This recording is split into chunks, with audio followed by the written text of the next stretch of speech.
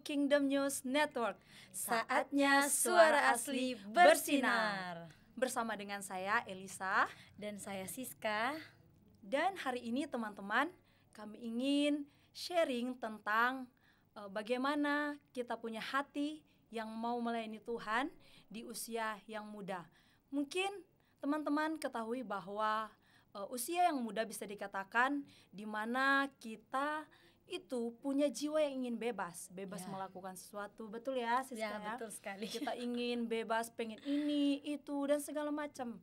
Tetapi ketika kita melayani Tuhan, ada banyak hal juga yang terkadang tidak sesuai dengan jiwa kita, keinginan kita. Tetapi hari ini kita akan berbicara tentang bagaimana kita punya hati untuk kita mulai dalam melayani Tuhan. Mulai dulu dari teman saya, mungkin akan sharing. Siska, bisa? Ya, jadi seperti yang Kak Elisa bilang, memang kita anak muda ya, khususnya generasi muda, untuk melayani Tuhan itu bukan hal yang mudah ya, seperti yang Kak Elisa bilang tadi. Apalagi kita itu anak muda itu, firman Tuhan bilang itu kuat dengan keinginannya. Ya, benar. Kayak pengen bebas, pengen mengikuti apa yang kita mau daripada memilih untuk melayani Tuhan.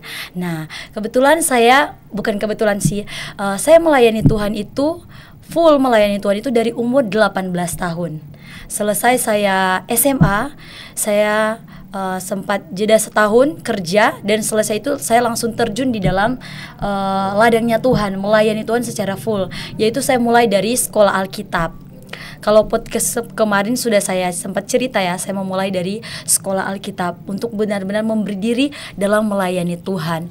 Waktu itu saya memiliki keinginan, sebelum saya sekolah Alkitab, sebenarnya saya punya keinginan yang pengen kuliah, pengen menjadi wanita karir. Dan itu selesai saya jadi wanita karir, saya harus membahagiakan keluarga, semua punya keinginan lah. Habis itu saya mau healing, mau jalan-jalan, pokoknya menikmati hidup. Tapi ada satu titik Tuhan memilih saya untuk kamu harus melayani Tuhan di usia 18 tahun itu. Dan itu merupakan banyak hal yang kayak saya harus tinggalkan, yang merupakan keinginan, bahkan cita-cita saya ya, yang saya harus tinggalkan waktu itu. Saya ingin itu, ingin ini, ingin semua ya, kayak jiwa anak muda lah, pengen mengembara ke sini ke situ. Tapi Tuhan bilang, kamu harus melayani Tuhan. Dan ketika saya memberi diri melayani Tuhan itu waktu umur 18 tahun saya masuk sekolah Alkitab, di perjalanan mau masuk itu pun kayak bukan hal yang mudah, yang ketika Tuhan bilang kamu melayani Tuhan lancar-lancar begitu. Tidak. Ada bahkan yang menurut saya yang harus mensupport saya untuk melayani Tuhan itu adalah keluarga saya atau orang-orang terdekat saya, bahkan mungkin gembala, pendeta, punya orang-orang yang rohani yang harus mensupport saya. Tapi malah membuat saya justru down, Kak. Jadi waktu itu sebelum saya untuk memilih jalannya Tuhan, betul-betul full melayani Tuhan, masuk sekolah kitab dan sampai hari ini melayani Tuhan, itu bukan hal yang mudah. Dimana ada satu pertentangan yang terjadi antara saya dan keluarga saya, lebih khususnya ke papa saya. Dimana papa saya ingin saya itu kerja cari uang supaya bisa bantu perekonomian keluarga, karena memang waktu itu keluarga kami adalah keluarga yang sangat sederhana dan memang perlu untuk dibantu dalam perekonomiannya. Tapi kan di situ kayak saya harus melayani Tuhan, karena Tuhan memilih saya, Tuhan taruh di hati saya, kamu harus full melayani Tuhan, full memberi diri untuk pekerjaan Tuhan. Di situ terjadi pertentangan, yang papa saya maunya saya seperti ini kerja dan lain sebagainya, tapi saya harus pilih jalannya Tuhan untuk melayani Tuhan. Bahkan saya ada di satu titik sempat terenggang hubungan saya dengan papa saya, karena itu saya pengennya melayani Tuhan, tapi papa saya pengennya saya harus bekerja. Di situ terjadi gendagula di hati saya, kayak kayak ada satu hal yang kacau begitulah, bisa dikatakan kata kasarnya kacau, kayak gendagulana begitu. Tuhan, saya mau memilih jalan Tuhan di usia yang muda saya pengen melayani Tuhan, meninggalkan semuanya, cita-cita saya apa segala rupa, tapi kok malah tidak disupport oleh keluarga sendiri yang harusnya menjadi penopang pertama, supporter pertama dalam hidup saya untuk melayani Tuhan. Di situ saya mengalami satu titik terendah. Oh Tuhan, bagaimana ini Tuhan? Saya mau pergi ke jalan Tuhan, melayani Tuhan, tapi kok tidak disupport sama orang tua sendiri begitu. Tapi di situ saya belajar bahwa terobos saja, berjalan saja, kayak Tuhan sudah bilang, ya melangkah saja begitu. Tuhan sudah bilang, Siska, saya pilih kamu untuk melayani Tuhan, kamu harus memberi diri untuk Tuhan. Ya lakukan saja, sekalipun tidak mudah ya. Orang harusnya di titik-titik seperti itu kita memerlukan satu topangan, support, tapi malah justru kayak kita memilih jalan Tuhan menjauhkan kita, kayak membuat jarak antara aku dan khususnya kayak papaku gitu. Jadi kayak oh Tuhan, bagaimana ini sudah meninggalkan semuanya tapi malah nggak disupport. Jadi kayak tapi setelah saya melewati itu ternyata saya mampu. Tapi bukan dengan kekuatan saya sendiri sih, dengan kekuatan Tuhan. Karena Tuhan yang memilih. Apalagi itu kayak itu melayani Tuhan itu menurut saya adalah jalan yang paling indah, lebih daripada yang sudah saya rencanakan sebelumnya, lebih dari yang sudah saya planningkan sebelumnya. Saya harus jadi wanita karir, saya harus membahagiakan kayak orang tua, saya harus mengangkat derajat keluarga, ini dan itu, bebas kesana kesini. Itu lebih dari itu. Ketika saya betul-betul memilih untuk menerobos, melangkah, mengikuti alurnya Tuhan untuk melayani Tuhan. Dan hari ini yang dulu ya Kak, dulu waktu saya pikir ketika saya sukses jadi wanita karir, saya bisa healing lah. Anak muda zaman sekarang kan bilang healing. Saya harus ke daerah-daerah ini dan itu. Tapi ketika saya melayani Tuhan, wow, saya bisa dibawa ke tempat-tempat yang dulu itu sudah saya planningkan. Ketika saya harus jadi wanita karir, bekerja dulu baru saya mendapatkan. Tapi ketika saya melayani Tuhan, wow, tanpa istilahnya saya mengeluarkan apapun yang kayak uang atau apa, itu sudah Tuhan sediakan. Saya bisa ke Bali. Dulu kan cita-cita begitu kan, jadi wanita karir, pergi ke Bali. Itu tanpa aku mengeluarkan biaya apapun, aku sudah ke Bali, bahkan sudah dua kali. Wow, saya terus sudah sempat ke jalan-jalan lagi ke daerah Jawa Timur sini, sudah ke Surabaya, sudah ke Bromo, yang dulu itu juga menjadi satu impian saya harus ke sini, ke Bromo begini. Dan tanpa saya mengeluarkan kayak biaya atau apapun, itu kayak di bawah Tuhan. Itu ketika saya sudah melayani Tuhan, yang dulu saya pikir saya harus jadi ini dulu baru saya bisa jalan-jalan. Tapi nyatanya sekarang sambil melayani Tuhan bisa jalan-jalan, bahkan menikmati semua fasilitas yang sudah Tuhan sediakan. Itu kayak sangat wow, menurut saya lebih dari ekspektasi sebelumnya ketika saya harus begini begitu. Dan sekarang ketika saya melayani Tuhan, Tuhan menyediakan semuanya, bahkan lebih dari apa yang saya pikirkan. Ini nih Kak Siska, karena kan tadi Kak Siska, aku sempat nangkep ya yang Kak Siska bilang tadi, bahwa Kak Siska sempat mengalami yang namanya struggle ketika Kak Siska melangkah untuk memenuhi panggilan Tuhan. Punya hati yang mau melayani, seperti tadi kurangnya support dari keluarga. Dan mungkin hari ini ada banyak juga teman-teman di luar sana yang punya hati mau melayani, tapi terkadang tidak punya support dari baik orang-orang terdekat, keluarga dan sebagainya. Itu ketika Kak Siska mengalami itu, apa yang Kak Siska lakukan untuk Kak Siska tetap maju untuk dalam melayani Tuhan? Mungkin Kak Siska bisa sharing? Ya boleh. Memang sih kayak di dalam kita mau melayani Tuhan, terus nggak ada support dari orang-orang terdekat, terkhususnya keluarga kita sendiri, apalagi orang tua kita sendiri, itu memang kayak berat. Apalagi kan seperti saya bilang tadi, meninggalkan semua yang saya inginkan, saya impikan untuk melayani Tuhan, tapi pada kenyataannya malah tidak didukung, tidak disupport. Itu memang kayak aku perlu memang kayak menerobos itu, seperti kayak Elisa bilang tadi, melangkah itu kayak bukan hal yang mudah loh. Bahkan saya sampai ada di titik yang memang ada satu hal, saya pertentangan dengan papa saya, sampai saya mengalami satu kayak hampir mau depresi waktu itu, sebelum saya mau melangkah betul-betul sama Tuhan. Dimana kan ada perkataan yang papa saya lontarkan yang menyakiti hati saya, yang saya bilang aduh sudahlah, jadi berarti saya nggak mau lah ikut Tuhan. Nggak penting berarti saya kok juga nggak disupport sama keluarga sampai di titik, bahkan bukan cuma di titik itu, sampai kayak saya berencana untuk mau bunuh diri. Sampai di titik itu saking saya nggak disupport, kayak ini loh, ini saya mau melakukan kebaikan, mau melayani Tuhan itu ke suatu kebenaran, tapi kok malah nggak disupport. Saya sampai di titik, sudahlah, buat apa lagi hidup saya sudah melepaskan keinginan saya sudah nggak mau melanjutkan mimpi saya, buat apa saya hidup lagi kayak begitu. Sampai di titik memang sudah mau di titik mau ambil keputusan bunuh diri. Tapi di situ kayak ada satu suara di dalam hati saya, dan saya tahu itu Roh Kudus. Jadi kalau Kak Elisa mau tanya apa sih yang membuat Siska sampai kayak bisa untuk tetap mau ambil keputusan untuk melayani Tuhan ketika tidak disupport oleh orang tua atau lain sebagainya, sebenarnya Kak, itu ada satu di hati saya, kayak satu suara yang benar-benar menguatkan saya untuk saya harus melangkah.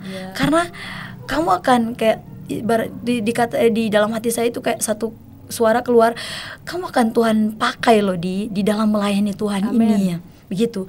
Jadi itu yang membuat saya kuat, dan saya tahu itu bukan suara dari diri saya sendiri, tapi ada suara dari Roh Kudus di dalam hati saya, Kak. Tiba-tiba timbul satu suara, dan suara itu membawa saya kepada satu pengharapan bahwa ketika saya tetap mau melangkah, ada sesuatu hal yang akan terjadi, dan itu akan menghasilkan satu kebaikan. Dan saya menuruti suara yang timbul di hati saya itu, yaitu saya percaya itu dari Roh Kudus. Nah, itu yang saya mau bilang untuk kita semua. Ketika kita mengalami satu hal seperti yang saya alami ya, pasti di hati kita ada satu suara kebaikan atau suara kebenaran, itu yang harus kita pegang. Karena saya percaya itu adalah suara Roh Kudus. Karena Tuhan bilang, sekalipun kita dalam lembah kekelaman, sekalipun kita di titik terendah, kita tidak akan sampai jatuh tergeletak. Artinya berarti ada suatu suara yang akan Tuhan timbulkan di dalam diri kita yang akan menguatkan kita, yaitu suara pengharapan. Itu sih Kak yang saya dapat waktu ketika saya harus tetap memilih untuk bagaimana cara untuk tetap memilih melangkah di saat yang lainnya tidak mensupport, tidak mendukung. Itu suara satu titik, suara kebenaran yang dilahirkan dari hati saya, yaitu saya tahu itu dari Roh Kudus. Wow, keren. Nah, kalau dari Kak, kan itu sudah dari aku kan, sudah panjang lebar. Nah, sekarang aku mau tahu nih dari Kak Elisa, karena kan kita sama-sama melayani Tuhan. Saya lihat juga Kak Elisa dipakai Tuhan luar biasa. Pasti juga pernah ada titik yang kayak titik-titik yang seperti yang saya alami lah, sekalipun tidak harus sama seperti yang detail saya begini-begini, tapi saya percaya Kak Elisa juga pernah mengalami itu. Coba dong Kak Elisa sharing. Oke, teman-teman, jadi saya mau sharing bagaimana saya punya hati mau untuk melayani Tuhan. Jadi saya ini memang sudah dari kecil saya ini hidup di lingkungan Kristen, di mana saya itu dididik cukup militan ya, cukup militan di dalam agama, di dalam kebenaran firman Tuhan. Saya dididik seperti itu, saya, kakak saya, di mana kami sejak kecil kami harus bagaimana menjauhi dari pergaulan duniawi. Dan akhirnya mulai timbul di hati saya untuk saya ingin melayani Tuhan. Saya ingin melayani Tuhan. Tuhan taruh itu semenjak saya dari kecil. Tapi Papa saya bilang, kamu harus berdoa kepada Tuhan, karena melayani Tuhan itu nggak gampang. Untuk kamu mengikuti Dia, untuk kamu melayani Dia, itu bukan suatu hal yang gampang. Kamu benar-benar harus berdoa, tanya sama Tuhan, Tuhan, apa yang Tuhan mau, apa yang Tuhan mau kerjakan di dalam hidup saya secara pribadi.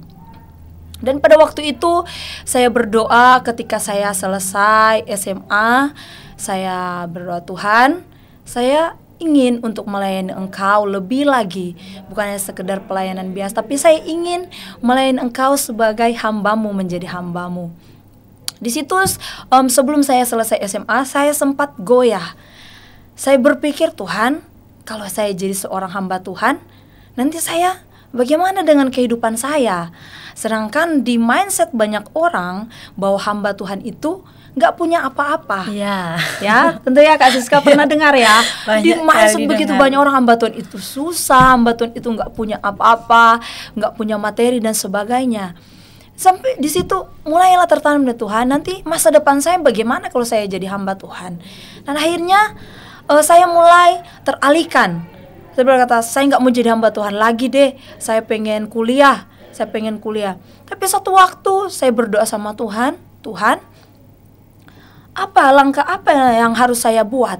Kalau memang Tuhan mau panggil hidup saya untuk melayani Engkau, pertetapkan panggilan-Mu dalam hidup saya pribadi. Saya berdoa dan Tuhan bicara sangat kuat bahwa dia berkata, ikutlah aku. Dia berkata, ikutlah aku dan layanilah aku. Saya melangkah, saya mengambil satu keputusan, Tuhan, saya mau melayani Engkau. Saya mau untuk saya lebih lagi, untuk saya mengikut Engkau, untuk saya menjadi seorang hamba Tuhan.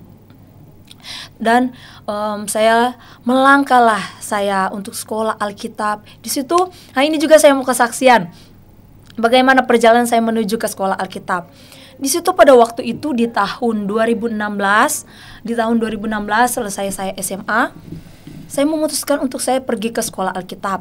Setelah saya sudah berdoa, saya tanya sama Tuhan, saya pergi ke sekolah Alkitab.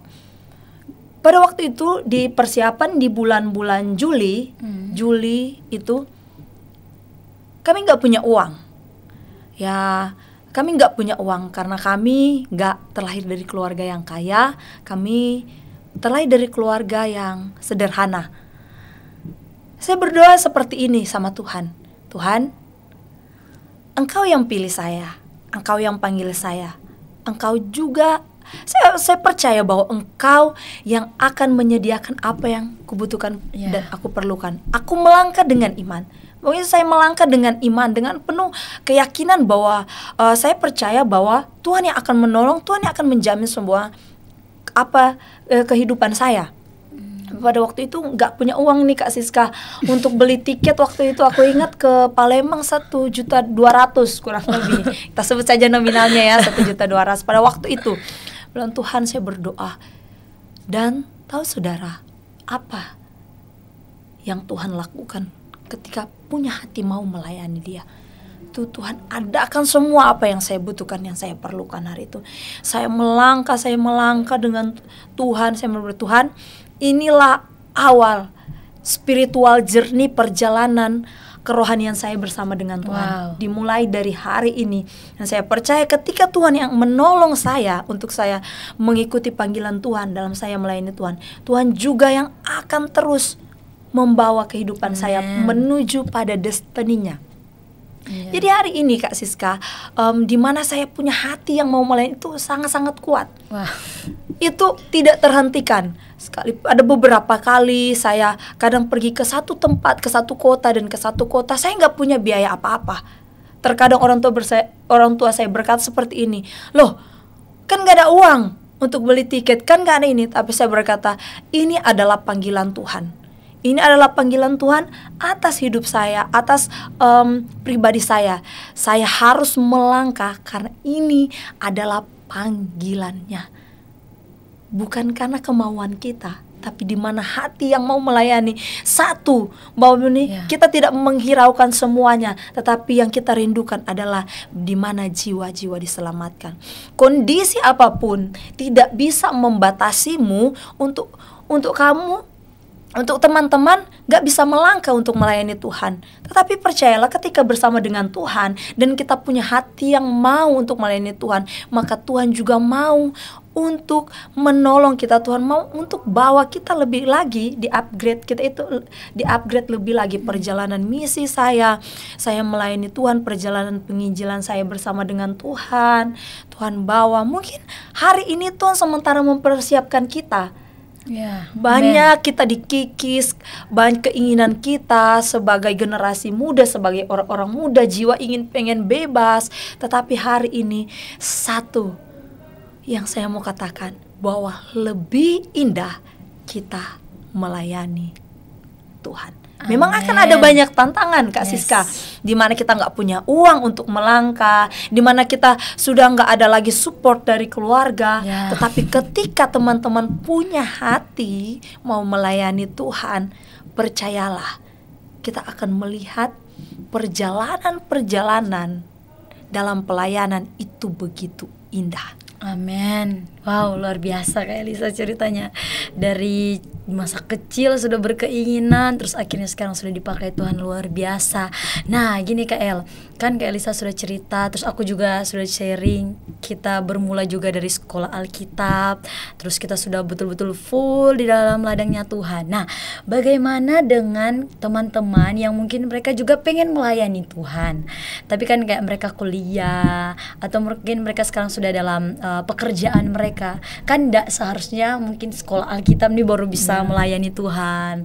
Kalau dari Kak Elisa gimana tuh? Kalau misalkan ada yang sudah bekerja, terus ada yang masih sekolah, tapi punya hati juga untuk mau melayani Tuhan. Kalau dari Kak Elisa untuk menanggapi hal tersebut gimana? Cara kayak aku ini loh, di contoh ada kan masih anak-anak remaja yang masih SMP atau SMA, tapi mereka punya hati untuk melayani Tuhan. Apa yang harus mereka lakukan? Bagaimana awal memulainya itu gimana? Kalau dari Kak Elisa? Jadi gini teman-teman, kita melayani Tuhan tidak hanya kita harus menjadi hamba Tuhan, harus mungkin berdiri di depan mimbar atau dan sebagainya. Tetapi melayani Tuhan adalah di mana kamu memberikan hidupmu, hatimu. Di dalam Roma 12 ayat 2 bilang, kita memberikan tubuh ini sebagai persembahan yang hidup kepada Tuhan. Amin. Melayani Tuhan artinya kita menjadi berkat, kita memberitakan lewat hidup kita, itu orang bisa melihat Tuhan ada di hidup kita. Mungkin kalau seperti tadi Kak Siska tanya, bagaimana dengan teman-teman mungkin yang hari ini sementara kuliah, gimana ini kami yang lagi kuliah, gimana caranya kami melayani Tuhan? Apakah kamu harus jadi hamba Tuhan? Enggak.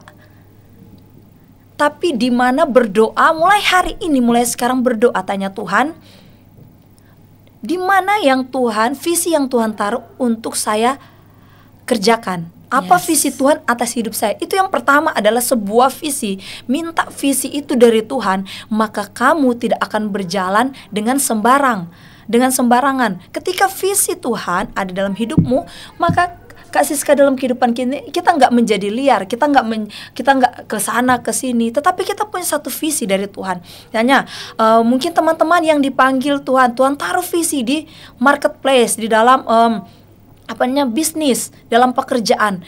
Tanya Tuhan, apa yang saya harus kerjakan di marketplace? Mungkin di dalam marketplace ini saya ingin saya dipakai Tuhan, saya kesaksian kepada teman-teman saya dalam pekerjaan saya, bagaimana Tuhan menolong saya mungkin hari ini. Mungkin teman-teman yang ada Tuhan taruh sebuah visi pelayanan di kampus, mungkin saudara yang Tuhan taruh visi pelayanan di generasi, mungkin yang ditaruh visi pelayanan di orang-orang miskin. Saudara, hanya Tuhanlah yang tahu apa visi saudara. Makanya hari ini tanya Tuhan, visi apa yang Tuhan taruh. Mungkin hari ini ketika Tuhan sudah taruh kamu di marketplace, berjalanlah bersama dengan Tuhan. Maka percayalah saudara, saudara akan memberi dampak. Teman-teman akan memberi dampak, baik di sekolah. Teman-teman mungkin akan menjadi berkat, melihat sesuatu yang berbeda di dalam diri teman-teman yang ada di sekolah. Kok dia ini berbeda ya? Dia ini berbeda, pokoknya punya sesuatu yang berbeda. Berjalan dan menjalani semuanya itu berdasarkan visi Tuhan. Tanya Tuhan mulai hari ini. Ketika saya juga ada di posisi ini, saya tanya Tuhan, apa visi Tuhan atas hidup saya, untuk saya itu? Karena tanpa visi orang akan berjalan tidak tahu arah. Teman-teman juga tanpa visi dari Tuhan, teman-teman gak akan tanpa punya tujuan hidup. Teman-teman akan hanya menghabiskan waktu yang hanya saling bertanya, ya saya mau ngapain ya hari ini, ya saya mau ngapain ya, gini-gini aja deh, saya gak tahu lagi mau ngapain. Tapi pentingnya visi dari Tuhan. Amen. Supaya ketika kita melayani, kita tepat pada sasaran, kita tepat pada tujuannya. Jadi seperti itu Kak Siska. Wow, luar biasa ya. Pentingnya kita tanya Tuhan, visi apa yang harus kita lakukan. Nah, kalau dari aku sendiri sih, yang pertama punya hati yang mau aja dulu. Karena Tuhan tidak memakai orang yang sudah terlalu banyak tahu, tapi Tuhan melihat hati yang mau dulu. Benar. Mungkin ketika contohkan sekarang kan anak remaja masih SMP. Nah, aku masih SMP, apa yang harus aku mau buat? dengan kita menghormati orang tua, kita rajin beribadah, membantu sesama kita, menghargai sesama kita, itu menurut saya merupakan pelayanan juga. Nggak harus pelayanan itu ketika saya harus jadi pengkhotbah, saya harus jadi WL, harus jadi ini dan itu, harus jadi kayak mungkin kameramen atau apa dan lain sebagainya. Itu merupakan maksudku ya, itu memang pelayanan yang terlihat. Tapi menurut saya adalah pelayanan itu dalam segala hal. Kita bisa jadi berkat, itu merupakan pelayanan. Ketika contoh anak-anak remaja sekarang banyak yang mengalami kayak hal-hal yang hal-hal yang tidak mengenakan dalam dirinya, contoh kayak broken home atau lagi kayak mengalami satu titik terendah, putus cinta atau dan lain sebagainya, dan kita bisa menjadi berkat untuk teman kita itu, memberikan satu kata-kata motivasi yang baik, kata-kata satu dorongan, kamu pasti bisa, kamu ini anak hebat, kamu begini-begini dan lain sebagainya. Itu merupakan pelayanan juga, dimana kita mendorong orang kan, membawa orang menuju pada jalan kebenaran. Itu merupakan pelayanan. Tidak harus yang terlihat, harus jadi pembicara hebat, saya harus jadi pendeta dulu baru bisa melayani. Tidak seperti itu. Jadi dimana masa muda kita, kayak hari-hari kita itu bisa menjadi kesenangan di hadapan Tuhan, kayak memuliakan Tuhan. Kadang kita berpikir, kayak contoh kan, anak-anak remaja sekarang khususnya ya, ketika kita ada di satu organisasi atau di satu gereja itu, kita sapu-sapu, bantu-bantu, lap-lap meja pun itu sudah pelayanan. Ya, pelayanan itu tidak harus yang terlihat yang harus selalu dilihat di depan orang. Tapi yang Tuhan ajari saya adalah pelayanan itu dimulai dari hal-hal kecil, hal-hal sederhana. Ketika kita ada di satu komunitas, satu organisasi, bahkan di dalam gereja, bahkan di dalam keluarga sekalipun, kita sudah bisa mulai melayani Tuhan di situ. Contoh sederhana ya Kak El, di gereja.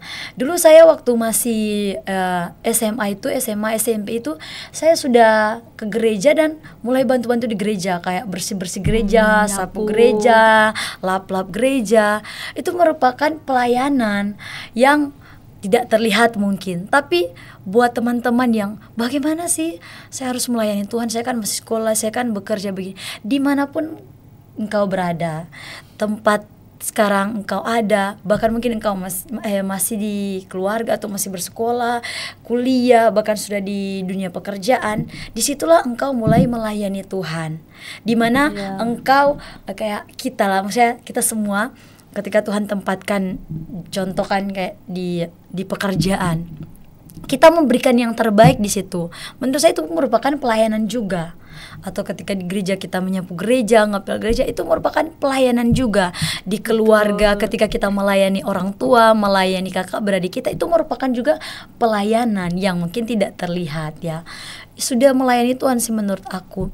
Dan ketika kita memang pengen yang betul-betul kayak terjun yang full, kayak kita berdua sama Kak Elisa, itu memang pentingnya kita benar-benar punya hubungan juga dengan Tuhan. Betul-betul tanya Tuhan, kayak Kak Elisa bilang tadi kan, visi dari Tuhan, yang betul-betul kayak mau beri diri di ladangnya Tuhan, full timer istilahnya begitu, menjadi hamba Tuhan. Itu betul-betul harus tanya Tuhan. Karena kita tidak bisa artikan hanya jadi pendeta, hanya hamba Tuhan atau hanya gembala saja yang bisa melayani Tuhan. Sebenarnya kita juga bisa dari hal-hal yang sederhana seperti yang saya ceritakan tadi ya. Gitu Kak El. Ya benar teman-teman, karena kita semua dipanggil oleh Tuhan untuk kita melayani Tuhan. Amin. Firman Tuhan juga bilang bahwa kita itu dipanggil dan dipilih Tuhan untuk senantiasa melayani Tuhan. Jadi dari podcast kita kali ini, kesimpulannya adalah bahwa punya dulu hati yang mau untuk melayani Tuhan, maka Tuhan juga akan bekerja sepenuhnya atas kehidupan kita, atas setiap panggilan-panggilan kita. Siapapun teman-teman, baik anak muda, orang tua, mungkin lansia, tidak membatasi untuk Anda melayani Tuhan. Semua usia, segala usia bisa untuk melayani Tuhan dalam bidang apapun. Mungkin teman-teman sebagai seorang istri, melayanilah Tuhan lewat apa? kasihi keluargamu, kasihi anak-anakmu, kasihi suamimu. Anak-anak, melayani Tuhan lewat apa? Kasihi orang tuamu, dengar-dengaran kepada orang tuamu, bantulah orang tuamu. Mungkin anak-anak muda melayani Tuhan mulai dari apa? Dari hati di mana kalian mau bergerak, hati di mana kalian mau untuk hidup benar di hadapan Tuhan. Itu juga melayani. Untuk itu hari ini Kak Siska, apa pesan Kak Siska bagi generasi-generasi muda? Punyailah hati yang mau dulu, karena Tuhan menilik setiap kerinduan kita. Tuhan itu Tuhan yang selalu menunggu sesuatu hal yang dimulai dari dalam diri kita. Tuhan tidak mau pakai orang-orang yang terlihat hebat, saya punya segala, tapi Tuhan rindu dan Tuhan selalu melihat sesuatu hal yang mulai dari dalam kita. Kita mau dulu. Kalau kita sudah mau dulu, Tuhan bekerja luar biasa. Jadi persiapkan dirimu, generasiku, miliki hati yang mau melayani Tuhan, maka engkau akan melihat Tuhan bekerja atas hidupmu. Visi demi visi Tuhan akan bukakan, tujuan demi tujuan Tuhan akan bukakan. Apa yang mungkin engkau tidak tahu, apa yang harus saya kerjakan, melayani Tuhan secara spesifik seperti apa yang harus saya lakukan. Percayalah, ketika kita punya hati yang mau dulu, Tuhan akan persiapkan kita. Bahkan Tuhan akan tuntun kita sendiri ke arah mana Tuhan akan bawa kita untuk melayani Tuhan secara spesifik. Tuhan yang akan membimbing kita. Bahkan ingat ya, generasiku, ada Roh Kudus. Bagaimana engkau harus melayani Tuhan, bagaimana engkau harus memperlakukan hidupmu, bagaimana engkau harus memperlakukan keluargamu, bahkan bagaimana engkau harus memperlakukan bangsamu, bahkan apa yang dipercayakan padamu hari-hari ini. Jangan dibatasi oleh keadaan. Saya tidak bisa, saya kan nggak jago khotbah, saya kan nggak jago WL, saya kan nggak jago ini dan lain sebagainya. Hilangkan dulu pikiran seperti itu. Punya dulu hati yang rindu untuk melayani Tuhan. Bahkan kau akan melihat Tuhan akan bekerja atas hidupmu dengan luar biasa, bahkan jauh daripada apa yang kamu pikirkan. Itu pesan dari aku untuk generasiku hari-hari ini. Jangan membatasi dirimu. Kamu bisa karena kamu diciptakan Tuhan, itu berharga. Karena kamu sudah didesain Tuhan untuk kamu bisa melakukan segala sesuatu. Jangan keadaan kondisimu membatasimu untuk kamu melakukan sesuatu yang lebih. Milikilah tujuan dalam hidupmu, maka kamu akan melangkah dengan tepat pada sasaran. Dan hari-hari ini milikilah pengharapan di dalam Tuhan, dalam kamu. Mungkin hari ini mengambil satu keputusan untuk kamu mau melayani Tuhan. Ini dari sharing dari kami hari ini. Sampai kita bertemu di podcast-podcast selanjutnya. Bersama saya dengan Elisa dan saya Siska. Tuhan Yesus memberkati. See you.